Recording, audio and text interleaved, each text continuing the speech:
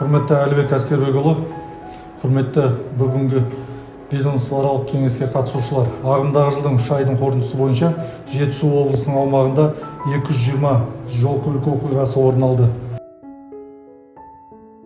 29 адам қаза тауып, 314 адам дене жарақатын алды.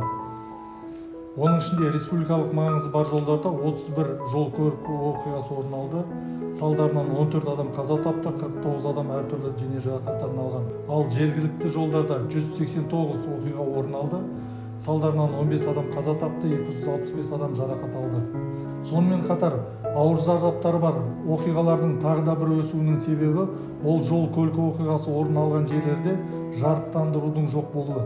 Республикалық маңызы бар жолдар мен Талдықорған қаласының көше жол желісі бойынша жол-көлік оқиғаларын алдын алу мақсатында видар, спидер, жол қозғалысы ережесін бұзушылықтарды автоматты түрде тіркейтін 15 бекет орнатылды. Бейне камераларды орнатуда. Денсаулық сақтау басқармасы трассалық медициналық құтқару бекеттерінің санын ұлғайтуда. Баяндамам аяқталды. Назарларыңызға рахмет.